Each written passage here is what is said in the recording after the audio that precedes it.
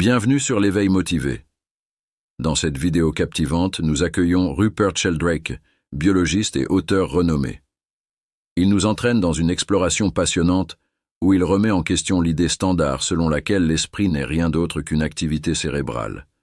Au contraire, Rupert Sheldrake soutient que notre esprit s'étend bien au-delà de notre cerveau, notamment dans chaque acte de perception visuelle. Nous apprécions votre présence ici et vos commentaires sont les bienvenus. N'oubliez pas de manifester votre intérêt en laissant un commentaire et restez engagés tout au long de cette discussion fascinante. Ce que je vais vous dire maintenant faisait partie du discours de Rupert Sheldrake lors du débat Holberg 2023 à l'université de Bergen. Je pense que l'idée que tout est dans le cerveau est une limitation inutile du matérialisme. Penser au cerveau de manière matérialiste est extraordinairement local. Cela localise toutes ces choses en fait à l'intérieur de la tête. Mais dans les sciences, depuis le 19e siècle, nous avons maintenant une vision beaucoup plus large de la nature et de la façon dont elle est organisée, et cela s'est élargi grâce au concept de champ, introduit pour la première fois dans la science par Michael Faraday en relation avec les champs électriques et magnétiques, puis à travers la théorie générale de la relativité d'Einstein pour inclure le champ gravitationnel. Il existe de nombreux champs dans la science maintenant. Les champs sont définis comme des régions d'influence. Ils sont généralement invisibles. Le champ gravitationnel de la Terre est dans la Terre, mais s'étend bien au-delà. La raison pour laquelle nous ne flottons pas dans les airs en ce moment est parce qu'il nous maintient au sol. Il est invisible. Cette pièce en est pleine, mais nous ne pouvons pas le voir. Il maintient la Lune dans son orbite.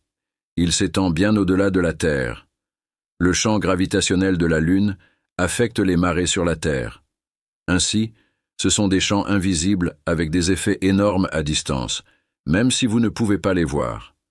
Les champs électriques et magnétiques s'étendent également au-delà des objets physiques. Un champ magnétique s'étend bien au-delà de l'aimant. Vous pouvez révéler ces lignes de force en saupoudrant de la limaille de fer autour, mais le champ lui-même est invisible. Les champs électromagnétiques de votre téléphone mobile sont dans le téléphone mobile mais s'étendent invisiblement au-delà. Cette pièce est pleine de transmissions radio provenant de téléphones mobiles, de programmes radio et télévisés. Le monde est plein de champs invisibles. C'est une révélation de la science des 19e et 20e siècles qui, je pense, n'a pas été prise en compte par ceux qui réfléchissent aux théories matérialistes du cerveau. Ce que j'aimerais suggérer, c'est que nos champs mentaux s'étendent bien au-delà de nos corps. Ils s'étendent invisiblement. Et notre conscience est liée à ces champs et basée sur eux. Si nous voulons résoudre le problème difficile, prendre en compte les champs de l'esprit peut être un ingrédient très important, en plus d'étudier les processus à l'intérieur du cerveau. La façon la plus simple de voir ce dont je parle est en effet à travers la vision. Que se passe-t-il quand vous voyez quelque chose? Eh bien, tout le monde sait que la lumière pénètre dans les yeux. Depuis que Johann Kepler, en 1604, a découvert qu'il y avait des images inversées sur la rétine, nous savons que la lentille focalise la lumière dans chaque œil. Vous avez une petite image inversée sur votre rétine. Des changements se produisent donc dans les cellules à cônes et les cellules à bâtonnets. Les impulsions voyagent le long du nerf optique. Des changements se produisent dans diverses régions du cerveau. Tout cela a été cartographié et scanné en détail plus que jamais auparavant. Mais la partie mystérieuse est ce qui se passe ensuite. Comment créez-vous des images tridimensionnelles en couleur? Elles sont toutes censées être à l'intérieur de votre tête des représentations du monde extérieur. Donc, je peux vous voir assis là. Vous pouvez me voir ici, mais vous êtes tous censés être à l'intérieur de ma tête sous forme de nombreux visages, et toute cette pièce est censée être à l'intérieur de votre tête, quelque part dans votre cerveau. Ce n'est pas ce que nous vivons réellement. Ce que nous vivons réellement, c'est que nos images sont là-bas. Votre image de moi, j'imagine, est là où je me tiens actuellement et mon image de vous est là où vous êtes. Ainsi, cette théorie unilatérale de la vision avec laquelle nous avons tous grandi et qui vient de Kepler, la théorie de l'intromission, est considérée comme la vue scientifique standard. Mais il y a une autre et plus ancienne théorie de la vision, la théorie de l'extramission, qui dit que non seulement la lumière entre, mais que les images que nous voyons sont projetées. Donc mes images de vous sont là où elles semblent être. Elles sont dans mon esprit. Elles sont dans ma conscience, mais elles ne sont pas dans ma tête. Elles sont là où vous êtes assis. Cette idée est familière aux anciens Grecs. Elle est familière aux gens du monde entier. Le psychologue du développement Jean Piaget a montré que les jeunes enfants européens, dans son livre « La conception de l'enfant du monde », pensent qu'ils projettent des images, qu'ils prennent cela pour acquis. Il s'agit donc en fait d'une façon de penser très enracinée concernant la vision. Euclide, le grand géomètre, l'a utilisé pour expliquer de manière très claire comment les miroirs fonctionnent. Que se passe-t-il lorsque vous regardez quelque chose dans un miroir? La lumière est réfléchie par le miroir. L'angle d'incidence et l'angle de réflexion sont les mêmes. Mais ce qui se passe ensuite, c'est que vous projetez les images qui traversent le miroir en tant que projection mentale virtuelle, et vous voyez des images virtuelles derrière le miroir. La théorie d'Euclide est encore présente dans les manuels scolaires pour expliquer les miroirs. Vous avez tous sans doute vu ces diagrammes. Ils impliquent de petites lignes pointillées derrière le miroir qui vont vers ce qu'on appelle une image virtuelle derrière le miroir, une projection de l'esprit derrière le miroir. Ainsi, cette théorie de l'extramission, une théorie de la vision selon laquelle quelque chose est envoyé hors des yeux, est en réalité enseignée à tous les enfants à l'école, même si, dans la plupart des sciences, elle est considérée comme une hérésie totale. L'intromission est la seule théorie permise en biologie et en psychologie, alors qu'en optique, qui relève de la physique, l'extramission est la théorie standard. Pas étonnant que ce soit déroutant. On enseigne aux gens deux théories complètement différentes de la vision. À l'Université d'État de l'Ohio, Gerald Weir, un professeur de psychologie, a été choqué de découvrir que la plupart des adultes et des enfants qu'il a interviewés croyaient en l'extramission visuelle, quelque chose sortant des yeux. Même ses propres étudiants en psychologie y croyaient. Il a donc qualifié cela de malentendu fondamental de la perception visuelle, et il a décidé de les rééduquer. Lui et ses collègues leur ont répété avec insistance que rien ne sort des yeux quand vous regardez quelque chose. Après avoir martelé cela de manière répétée aux étudiants, lorsqu'ils ont été testés immédiatement après cet enseignement niant l'extramission, ils ont donné les bonnes réponses. Mais lorsqu'ils les ont testés 3 à 5 mois plus tard, presque tous avaient repris leurs anciennes croyances. Ils étaient consternés par cet échec de l'éducation scientifique.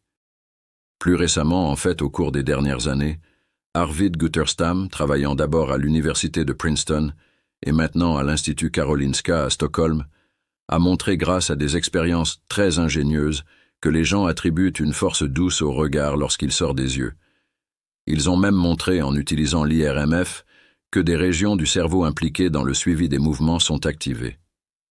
Comme il le dit, les résultats suggèrent fortement que lorsque les gens voient un visage regardant un objet, le cerveau traite ce regard comme si un mouvement était présent, passant du visage à l'objet.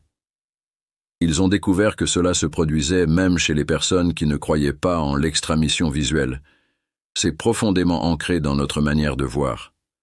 Ils ont essayé d'expliquer cela en disant qu'il doit y avoir une raison évolutive à cela, qu'il est important de suivre le regard des gens dans les situations sociales, ce qui conduit à l'illusion que quelque chose sort des yeux lorsque vous regardez des choses.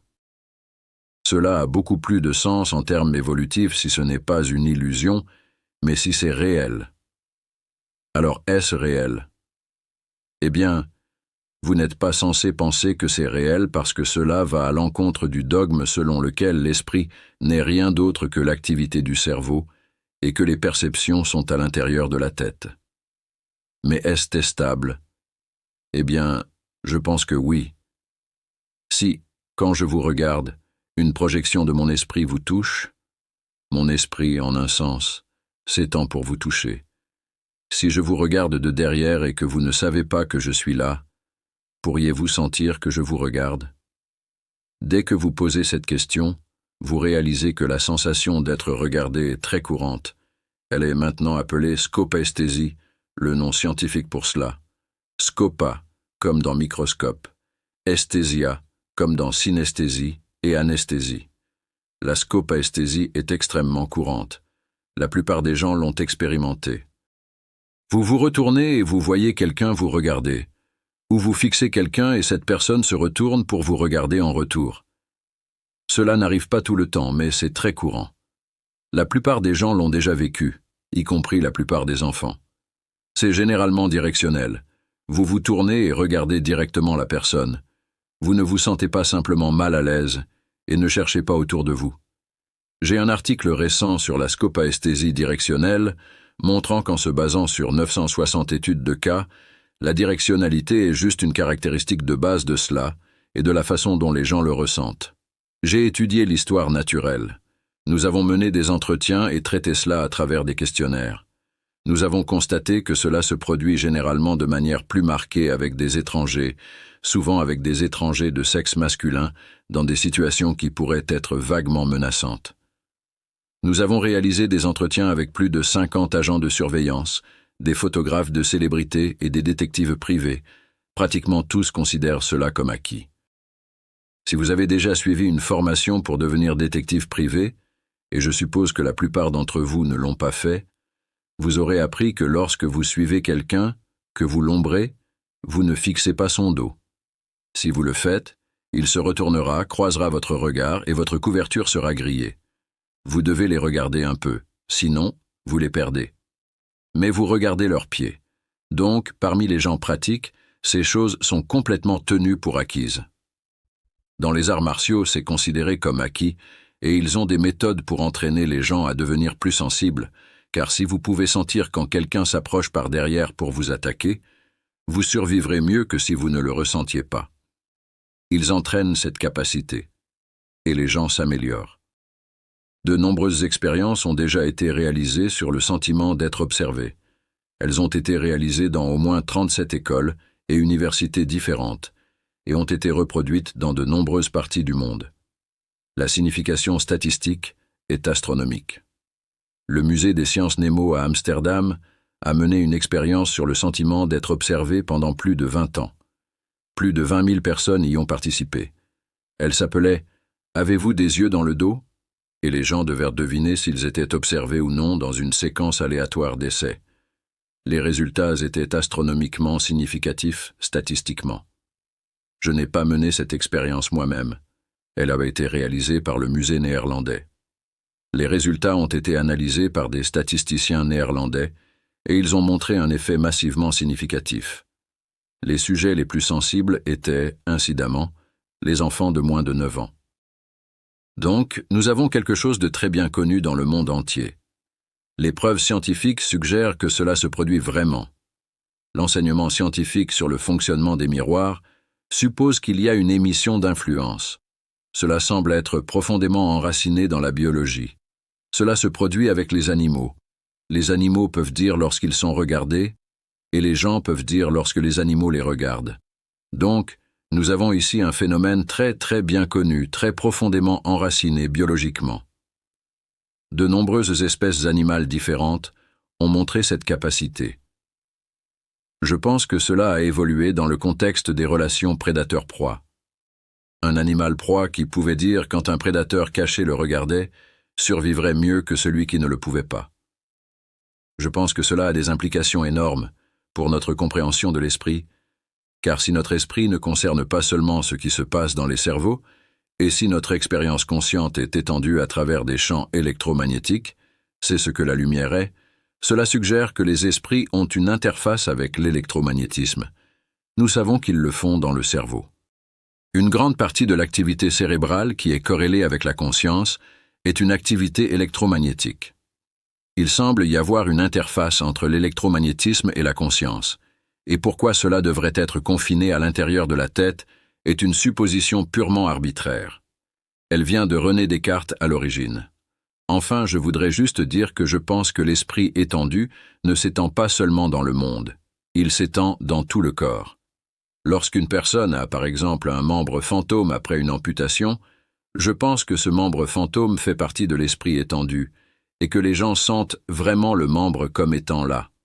Je pense que ce qu'ils font, c'est projeter cette image du membre et le ressentir de l'intérieur à l'endroit où le membre se trouve réellement. Le point de vue officiel est que tout cela se passe à l'intérieur du cerveau, mais je ne pense pas que ce soit le cas. Donc, je pense qu'une fois que nous libérons l'esprit du cerveau de manière générale, et la conscience du cerveau plus particulièrement, nous avons un contexte beaucoup plus large pour discuter de ce problème épineux, le problème difficile de la relation entre l'esprit et le cerveau. Lorsque nous prenons en compte l'esprit étendu, au lieu de le confiner arbitrairement à l'intérieur de la tête, nous avons beaucoup plus de chances de progresser dans la compréhension de la façon dont les esprits sont liés à nos corps et aux champs physiques à travers lesquels nous voyons et à travers lesquels nous avons nos expériences. Merci d'avoir regardé. Je vous convie à partager votre lumière dans les commentaires ci-dessous, et si vous souhaitez continuer à être inspiré et motivé dans votre quête de croissance personnelle, abonnez-vous dès maintenant à ma chaîne L'éveil motivé. Restez bénis.